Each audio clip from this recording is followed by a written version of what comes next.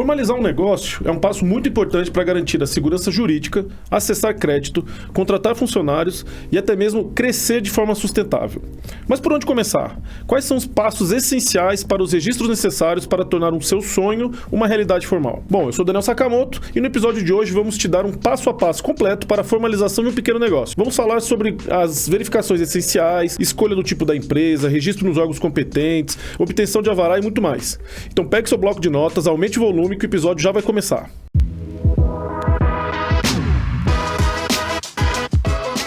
Varejo SA Podcast, episódio 146. A importância de formalizar o seu negócio e como o Sebrae tem contribuído para o empreendedor.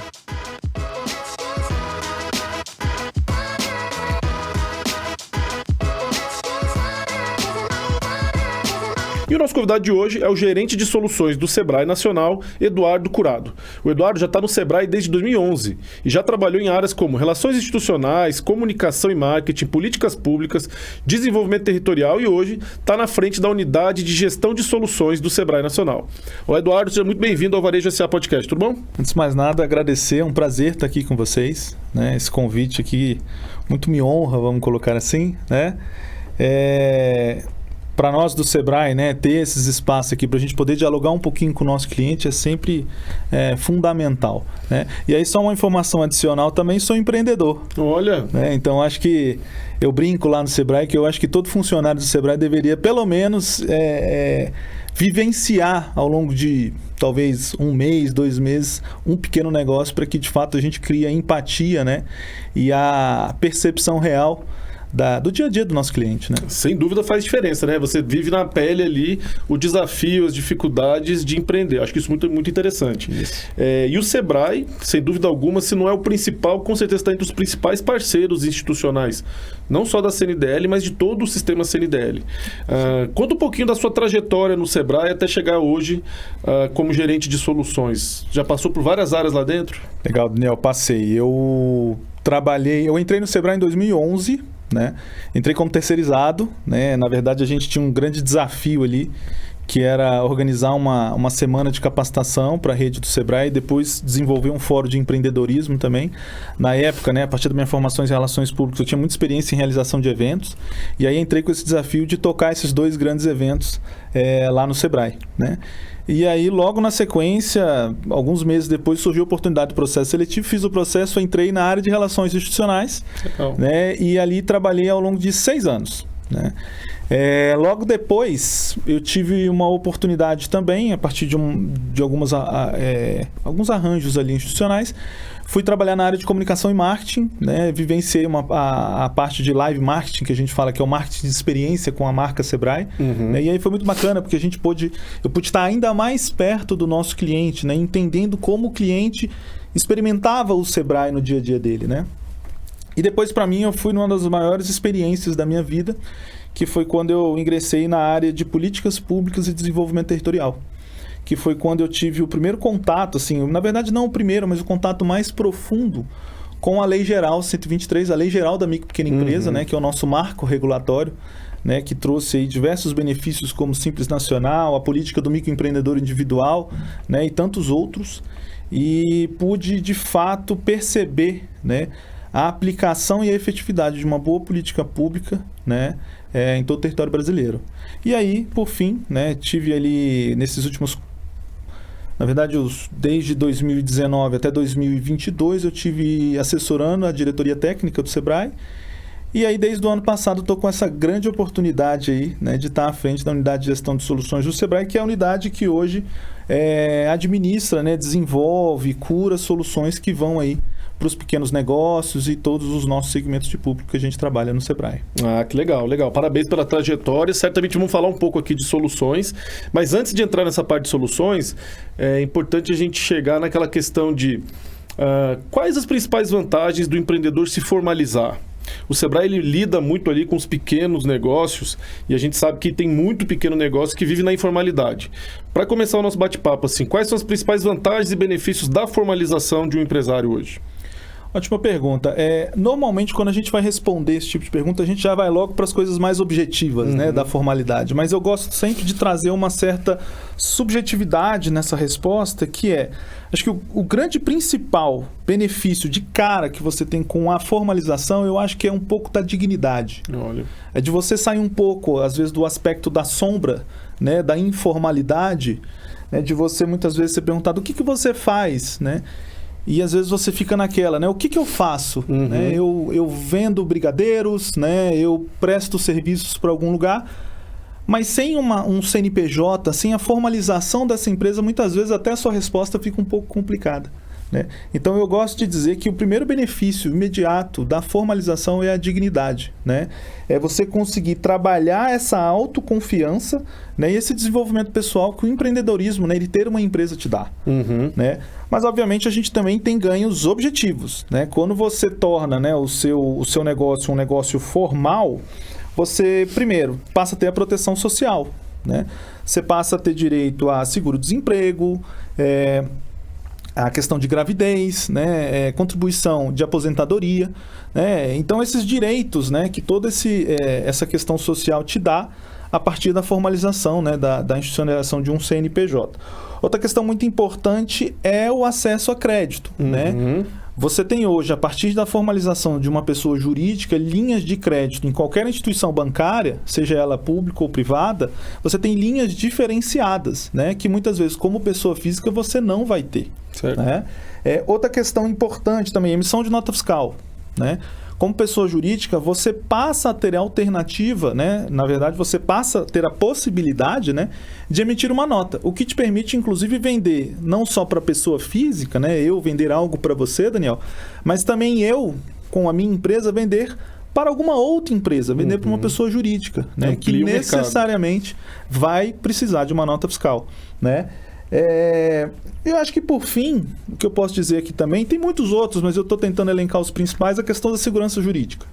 Né? Quando você cria uma pessoa jurídica, você, de certa forma, blinda a sua pessoa física. Então, qualquer questão tributária, judicial, trabalhista, primeiramente, ela vai olhar para a sua pessoa jurídica. Então, de certa forma, você tem uma proteção pessoal, né, do seu nome em qualquer eventualidade que você possa ter dentro da sua empresa, né?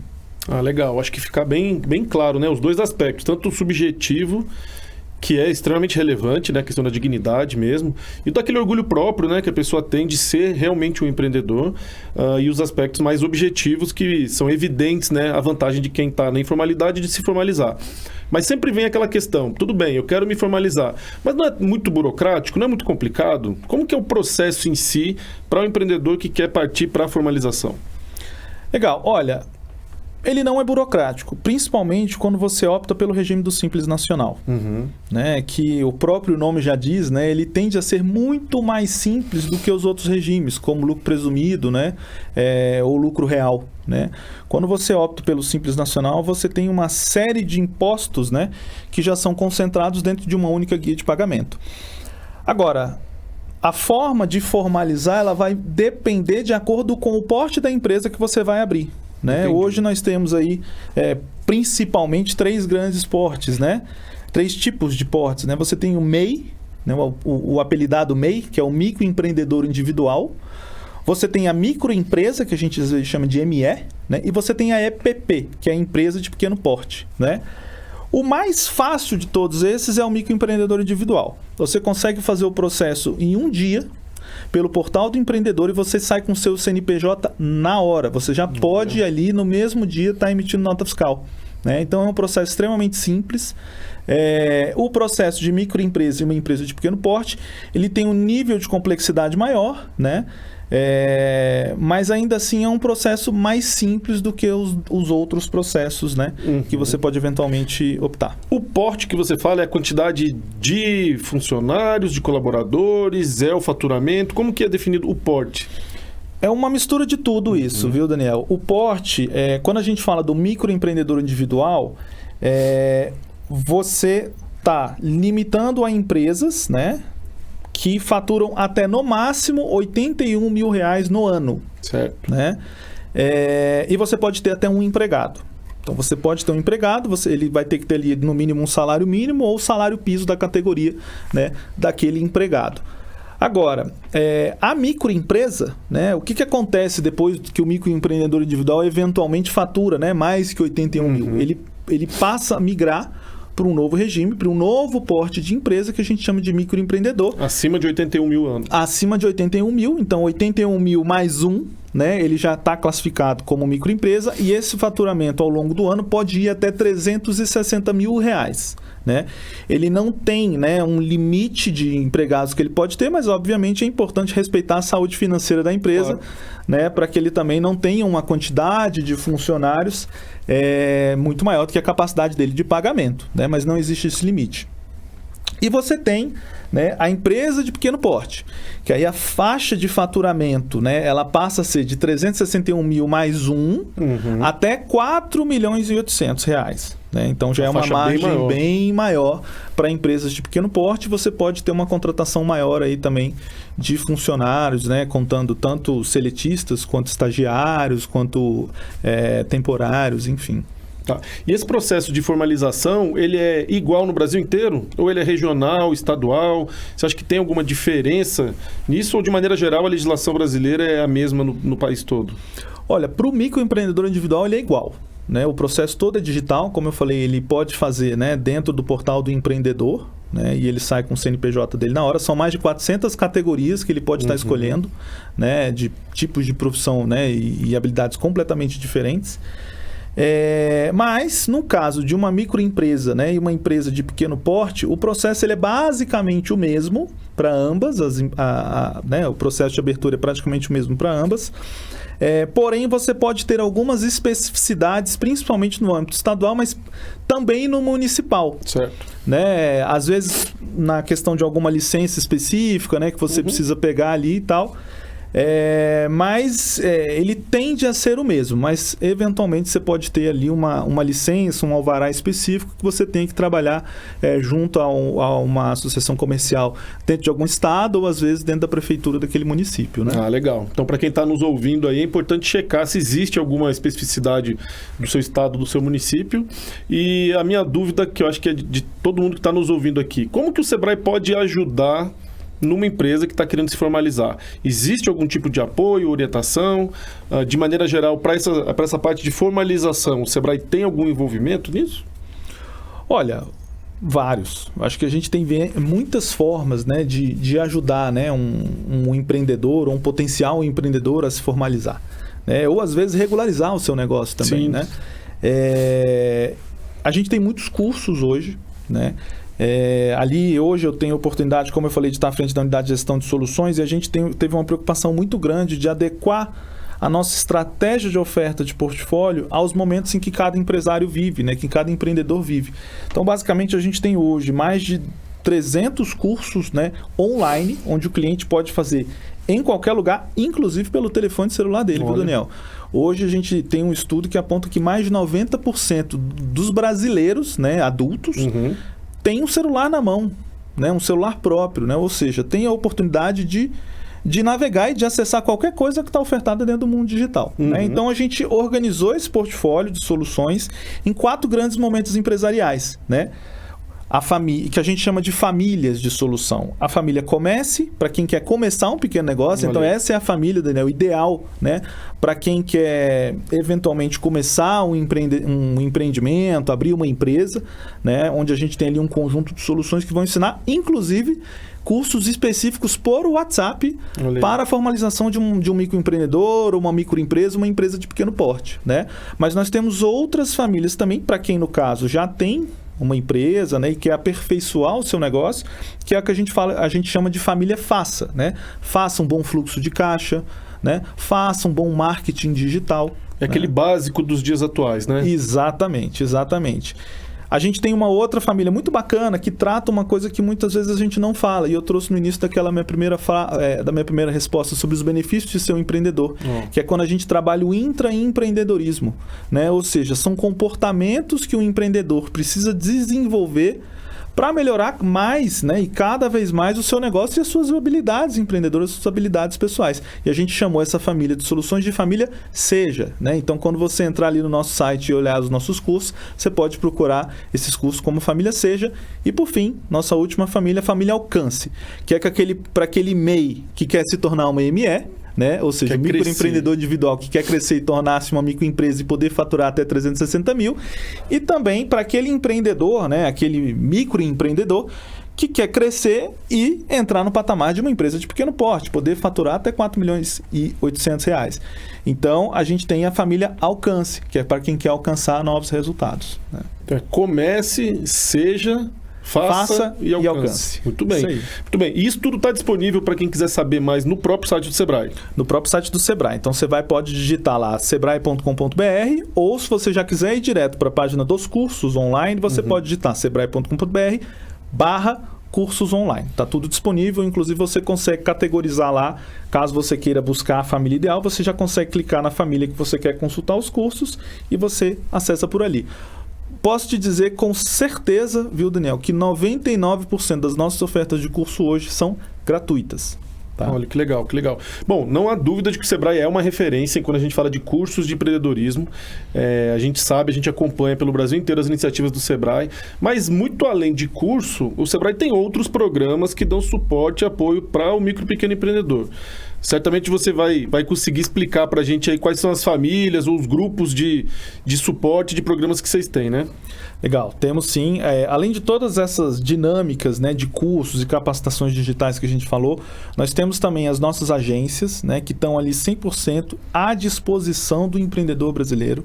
Né? Nós temos mais de 300 pontos físicos do Sebrae espalhados pelos 27 estados do Brasil. Atendimento presencial. Atendimento presencial nas agências. A gente também tem uma parceria muito legal, né, que inclusive foi fruto da lei, né, geral da micro e pequena empresa, que a gente já falou aqui um pouquinho, que é a Sala do Empreendedor. Hoje nós estamos presentes em mais de 3.200 salas do empreendedor espalhadas pelo Brasil inteiro, né? Então, a gente consegue estar praticamente em todos os municípios brasileiros, né? Considerando que nós temos aí 5.570 municípios, né? Então, nós estamos em mais de 3 mil municípios, também expandindo essa nossa capacidade de atendimento digital. Hoje nós temos também um aplicativo do Sebrae, né, que eu recomendo muito que todo empreendedor ou aquela pessoa que quer ter uma empresa baixe esse aplicativo. Ele está disponível tanto para Android quanto para iPhone, né, onde você vai ter também, Daniel, diversas opções de serviços digitais, como controle de fluxo de caixa, né? A emissão da Guia DAS, que é um documento obrigatório para o microempreendedor individual, né? Para pagamento recolhimento mensal dele. Recolhimento mensal, né? Que a gente fala da DAS, né? Que é o documento de arrecadação do Simples Nacional. Então ele pode emitir o boleto pelo aplicativo do Sebrae. Ele tem acesso a calculadoras digitais, onde ele pode fazer cálculos avaliando qual é o volume de crédito que ele acha que de repente ele pode precisar para, enfim, investir no seu negócio, se ele vai ter saúde financeira para pagar esse crédito. E ali também ele consegue, inclusive, acessar os nossos cursos também online e fazer o curso por dentro do próprio aplicativo. O aplicativo procura nas lojas como Sebrae? Sebrae, aplicativo Sebrae. Legal. Ele vai ter aquela logozinha da faixinha azulzinha ali do Sebrae, vai ser bem fácil de achar. E a gente tem um último serviço agora, Daniel, que está bombando, assim, que é o nosso emissor gratuito de nota fiscal.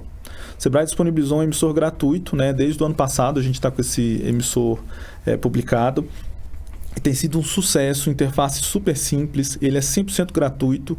Né? A gente sabe, né, que hoje, para você ter um serviço como esse pago, a empresa vai ter que investir 29, mais ou menos, no mínimo R$29, que é o valor mais baixo que você tem de um emissor de nota fiscal hoje de mercado, que parece pouco. Né? Mas se você considerar aí que uma guia DAS de um microempreendedor, por exemplo, ela fica ali na casa, né, de R$50, R$70, é um valor significativo que poderia estar sendo investido, quase 50% da guia. Poderia estar sendo investido em outras ações, como ação de marketing, né? Ou melhorar ali, de certa forma, algum processo da sua empresa. Então, hoje a gente tem um emissor gratuito para todo pequeno negócio, que é disponível e que também pode ser encontrado no nosso site do Sebrae. Muito bom, muito bom. Então, para quem está nos ouvindo aí, realmente o Sebrae, tanto no site quanto no aplicativo, tem curso, tem soluções, tem algumas ferramentas que vocês podem usar. Eu acho que isso é super importante. A gente tem vários dados que mostram que o Sebrae é uma das entidades mais respeitadas pela população no Brasil, sabe da presença e da vontade de dar esse suporte. Então, se você por acaso não tem ainda acesso, não costuma acessar o site ou baixar o aplicativo, fica aqui a nossa recomendação.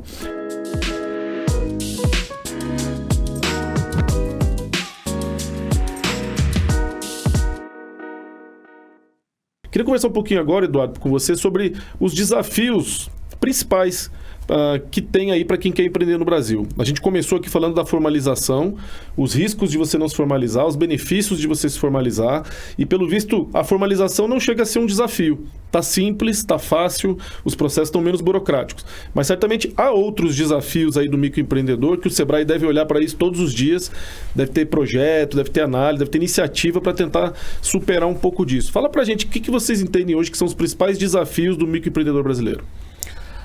Bom, tem alguns, né? A gente costuma dizer que a nossa sorte é que o brasileiro é um empreendedor nato. A gente teve recentemente a pesquisa GEM, que é uma pesquisa internacional que olha essencialmente o empreendedorismo no mundo inteiro. E essa pesquisa apontou que o Brasil hoje ele tem algo próximo de 90 milhões de empreendedores. Isso a pesquisa é feita agora, recentemente em 2023. Aonde parte desses empreendedores são formalizados, estão aí dentro desse universo ali de 20 e poucos milhões, de pequenos negócios, 20 milhões de pequenos negócios. Outra parte significativa, algo ali em torno de 20 milhões, está ainda na informalidade, então é um dado crítico, Você mesmo trouxe aí no início, a importância da gente trazer, essa informalidade, que está muitas vezes na sombra da sociedade para a formalidade.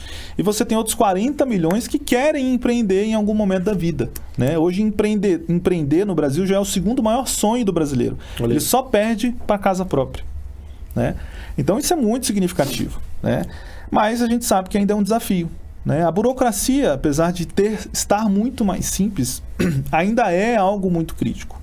A gente vem trabalhando, acho que a Rede Sim, que hoje é uma rede nacional, de onde a gente reúne diversas entidades que estão diretamente ligadas à abertura de uma empresa, como vigilância sanitária, bombeiro, enfim, e por aí vai. Alvarás, Alvarás todos, tudo hoje você consegue tirar ali, boa parte desses alvarás você consegue fazer tudo pela Rede Sim hoje. Mas a burocracia ainda é uma coisa que constantemente a gente tem que estar olhando. Eu acho que a questão do acesso ao crédito ainda é uma dor muito alta, muito crônica. A gente sabe que, tudo bem, o crédito ele pode ser o remédio ou o veneno, e eu acho que a capacitação na hora de pegar o crédito é algo que é fundamental, mas acessar o crédito no Brasil ainda é muito complicado, principalmente em função das taxas de juros que a gente tem nos nossos bancos. Taxa de juros alta e aquela demanda por garantias, Os bancos, eles querem minimizar o seu risco, demandam muita garantia, e a gente costuma falar que o banco adora emprestar dinheiro para quem não precisa. Para quem está bem financeiramente, tem patrimônio, tem lastro, o banco empresta. Agora, para quem não tem a garantia, realmente fica mais difícil. E a gente sabe que na maioria das vezes os pequenos negócios não têm a garantia. Exato. Aquele empreendimento que ele está fazendo, às vezes, é de fato o investimento do sonho da vida dele. Então, ele às vezes coloca tudo que ele tem dentro daquele sonho, E às vezes ele não tem a garantia, mas até nisso o Sebrae ele tem, pensando nisso a gente criou, o que a gente chama de FAMP, que é o Fundo de Amparo às Micro e Pequenas Empresas, o Fundo de Aval, de crédito às micro e pequenas empresas, onde o Sebrae se torna o avalista da empresa, no caso, quando ela não tem a garantia ali na hora de pegar um empréstimo e tudo mais. E é legal porque a partir do momento que a empresa consegue esse fundo de aval com o Sebrae passa a acompanhar aquela empresa, de forma que a gente monitore, e ajude essa empresa a ser adimplente, dentro daquele financiamento. É um pré-requisito, É um pré-requisito. Para dar esse aval, o Sebrae ele pede para ter esse acompanhamento. Eu acho isso super legal. Exatamente. Então, assim, além da burocracia, do acesso ao crédito, você comentou algo que tem a ver também com a educação, né? Educação empreendedora, educação financeira.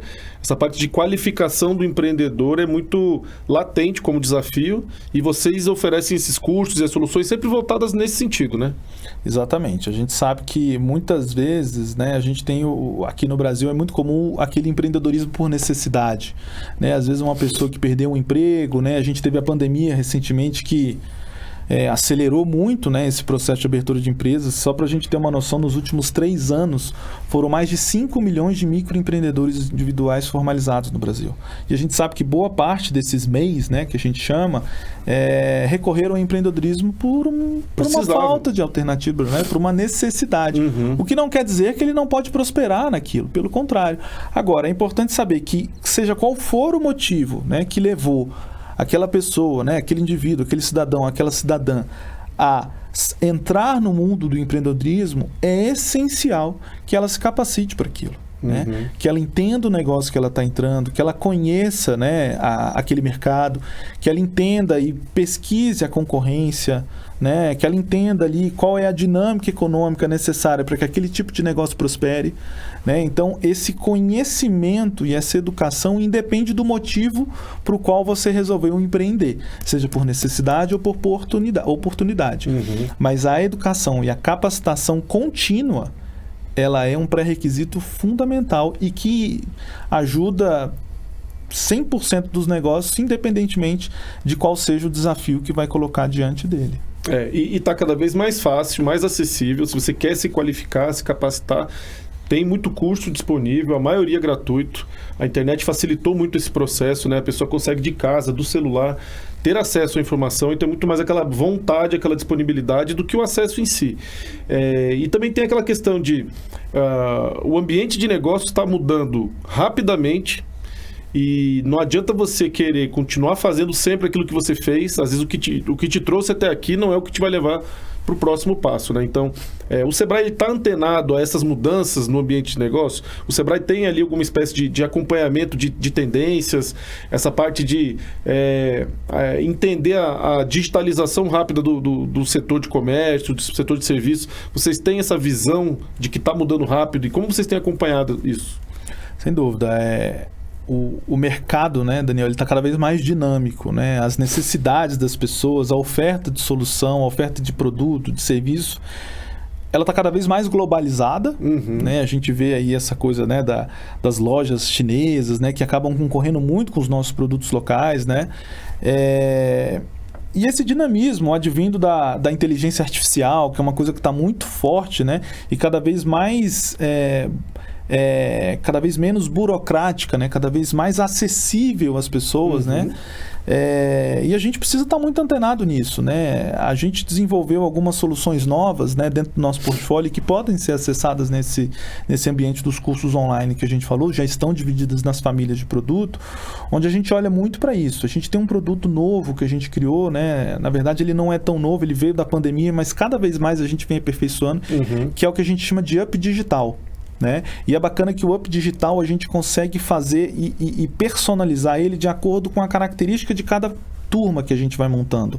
São turmas contínuas, a gente tem turma toda semana, as aulas são síncronas, ou seja, elas são ao vivo, mas são online, né? Então permite que a pessoa consiga fazer um curso em qualquer lugar que ela esteja, seja no ônibus, seja às vezes em casa, às vezes até num trabalho, no intervalo, num almoço, ela consegue fazer aquele curso, né? A gente tem aulas em vários horários e a gente também tem ao longo desse curso 3 monitorias individualizadas, onde o empresário... Personalizado mesmo. Né?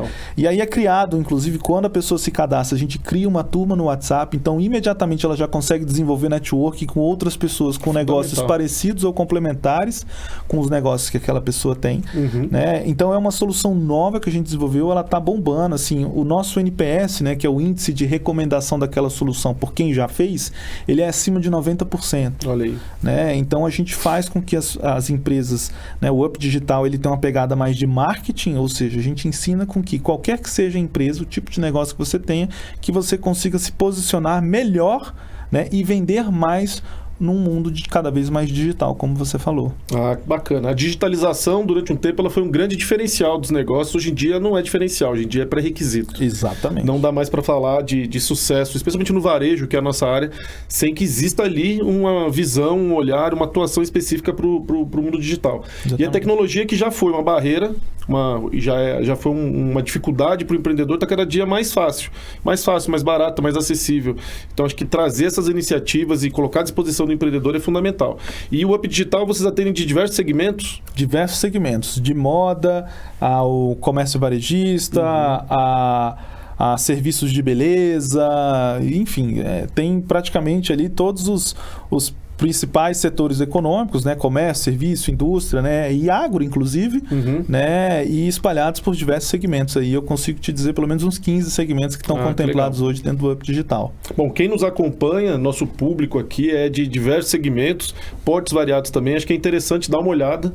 Essa ferramenta, a gente já teve, ouviu alguns relatos aqui de empreendedores que já fizeram o programa do Up Digital e a gente realmente tem boas referências. Então, acho que é uma solução importante para quem quer realmente dar um up para essa pegada digital, atuação em marketing, que hoje em dia é fundamental.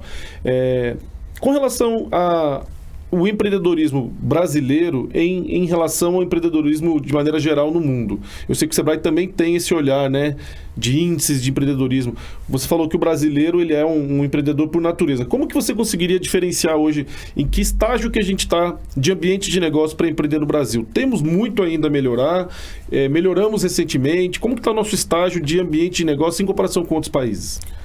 Olha, a gente tem muito que melhorar. É aquilo. Ainda bem que nós somos um país, né, vocacionado ao empreendedorismo em termos comportamentais. O brasileiro o ambiente não é tão propício, mas o brasileiro é. Exatamente. O ambiente ele ainda é muito hostil, né? A própria questão da carga tributária, a gente está aí na iminência de uma reforma tributária que é extremamente necessária, né? E o Sebrae vem ao longo do tempo defendendo, né?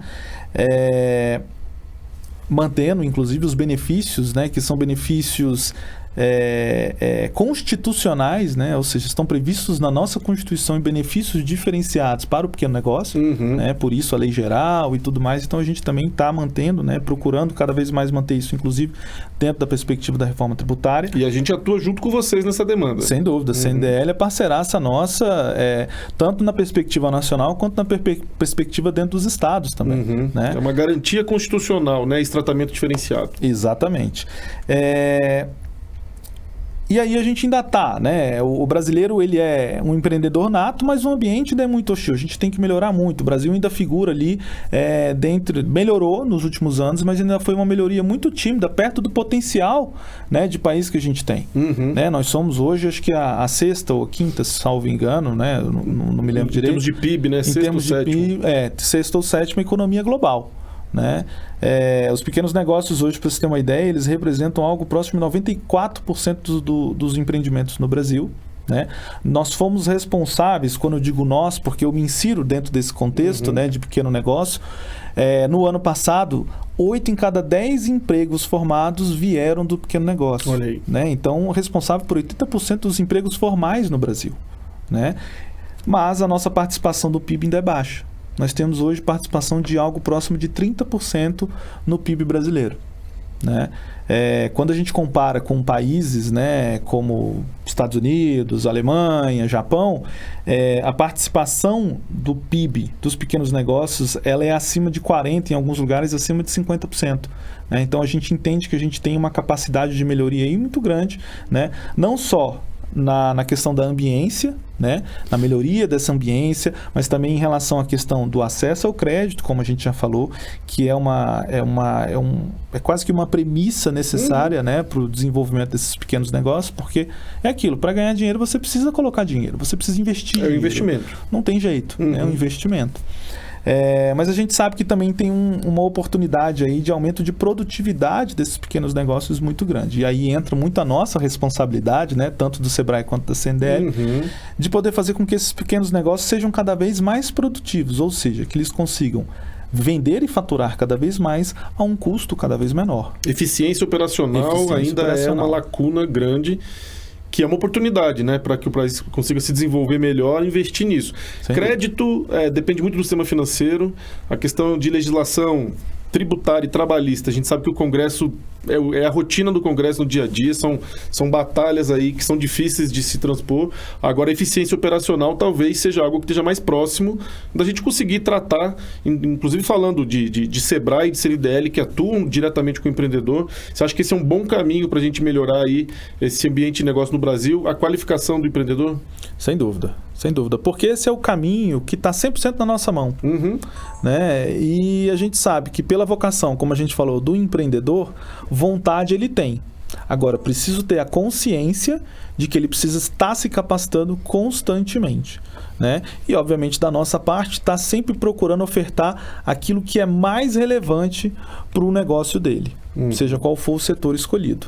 Né? Ficar atento justamente nessas tendências, nessas demandas do mercado, né? Eu acho que o Sebrae tem feito isso com excelência. A gente acompanha, a gente sabe que não é fácil acompanhar tantas mudanças tão rapidamente, mas essa grade de cursos, esses programas, consultoria, treinamento que vocês oferecem tem refletido muito bem essa demanda.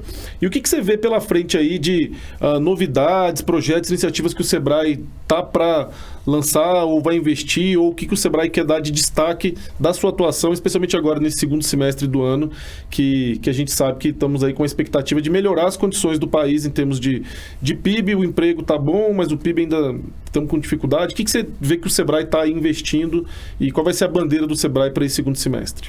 Legal, Daniel, ótima pergunta, porque a gente está animado com o que está vindo por aí. Né? A gente está reformulando o nosso site agora, a gente quer trazer um site muito mais dinâmico para o nosso cliente. Um site que, ao cliente entrar, ele vai imediatamente se enxergar ali dentro.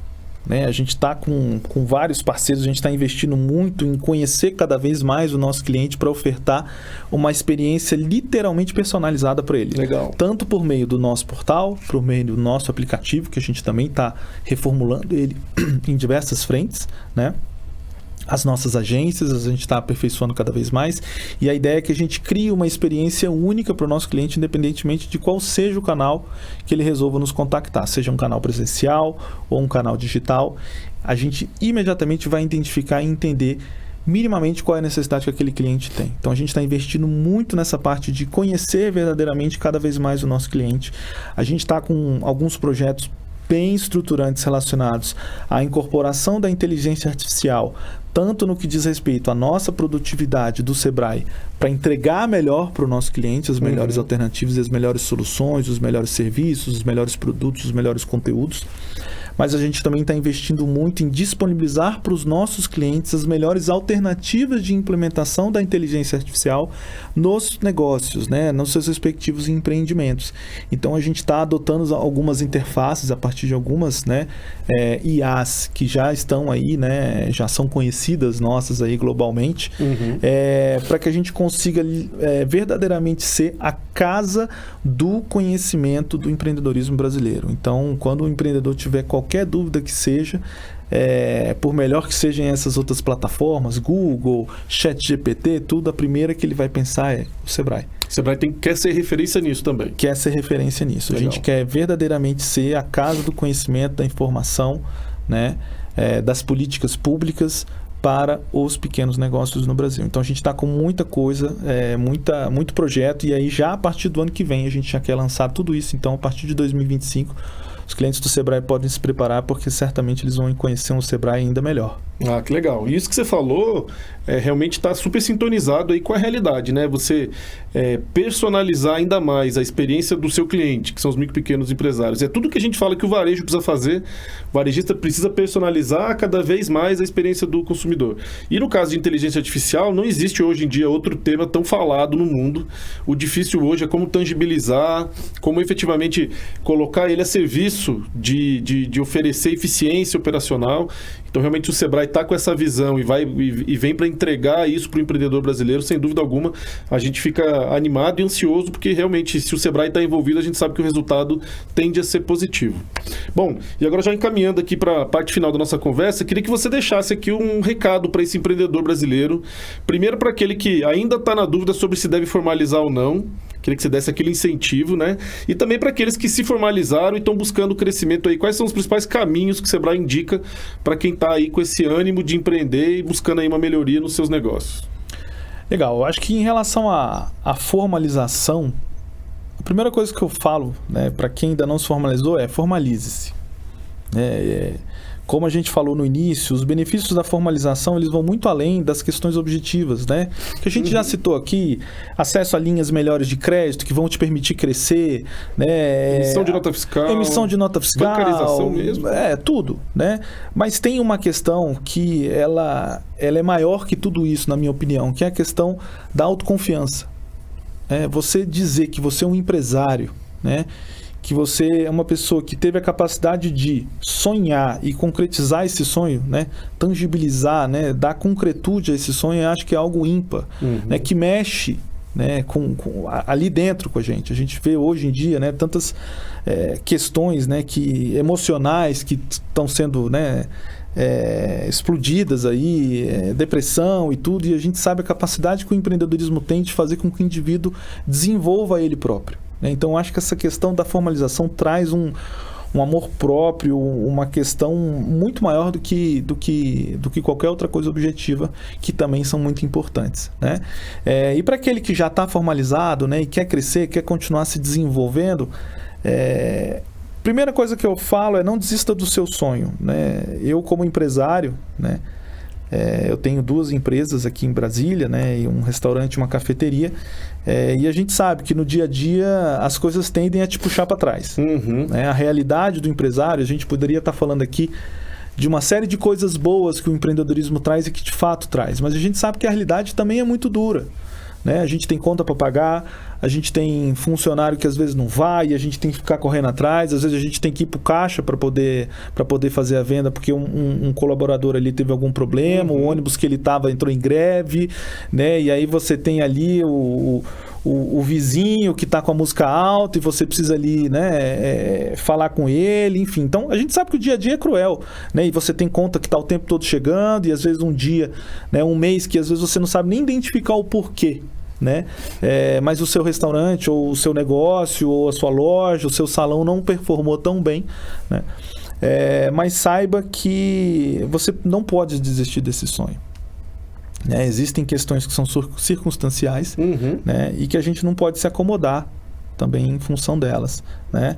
E que você deve sempre buscar se aperfeiçoar, né? Aperfeiçoar por meio de curso, aperfeiçoar por meio de tempo de qualidade, investindo em você, nas suas capacidades, nos seus conhecimentos, né? Investindo nos seus funcionários. Né? A gente recentemente, numa pesquisa junto à Fundação Getúlio Vargas, a gente percebeu que parte do sucesso de qualquer negócio passa pela preocupação, né? E pelo investimento que o dono, muitas vezes o empreendedor, faz em seus funcionários. Então, invista também nas pessoas que trabalham, que dividem esse sonho com você. Né? Invista em você e também invista no tempo de qualidade com a sua família, né? Cuide também de você em outras vertentes pessoais, mas não desista do seu sonho. A gente sabe que muita coisa tende a te puxar para trás, mas não existe nada maior, né, do que a capacidade de um empresário, né, de um empreendedor, de tentar viabilizar e tornar aquele sonho dele uma realidade. Que legal, que legal. Eu acho que a mensagem que fica é que você, empreendedor, apesar de você muitas vezes se sentir sozinho, você não está sozinho. Existe o Sebrae para te apoiar, existem as entidades como as CDLs e várias outras para apoiar. Eu acho que entendendo isso e seguindo sua vocação aí, o futuro certamente vai ser promissor. Bom, conversei hoje aqui com o Eduardo Curado, gerente de soluções do Sebrae Nacional. Eu queria agradecer mais uma vez, Eduardo, sua presença. Obrigado por compartilhar com a gente aí suas experiências, ensinamento e as ferramentas do Sebrae. Um prazer falar com você. Eu que agradeço, Daniel. Agradeço você, agradeço a CNDL, né? Para nós aqui, essa parceria, a gente sabe que é uma parceria de anos, né? E a gente sabe que é uma parceria que ainda vai virar ainda durante muitos e muitos anos, né? Uma parceria que que não é à toa, né? Existe uma afinidade de propósito, uma afinidade de responsabilidade que a gente tem, né, com esse país, né, com as pessoas, né, com o brasileiro. E para nós do Sebrae é uma oportunidade incrível estar aqui com vocês. Então, sempre que possível nos chamam, né, que nós estaremos aqui certamente. Ah, que legal, que legal. E o maior beneficiário dessa parceria, sem dúvida nenhuma, é o lojista, empreendedor, empresário brasileiro, que realmente tem acesso aí a muita coisa boa, inclusive muita informação, dicas, insights, como teve hoje nessa conversa.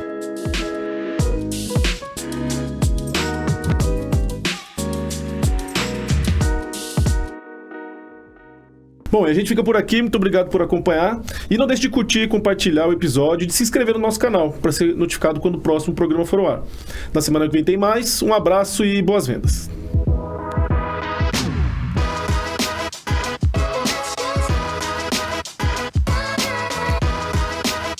Este foi o Varejo SA Podcast. Se gostou, você também pode escutar os episódios anteriores no seu tocador de podcast preferido. Para conferir esse e outros conteúdos de interesse do setor, acesse varejosa.org.br. E lembre-se de seguir a gente nas redes sociais. Nosso @ é Sistema CNDL.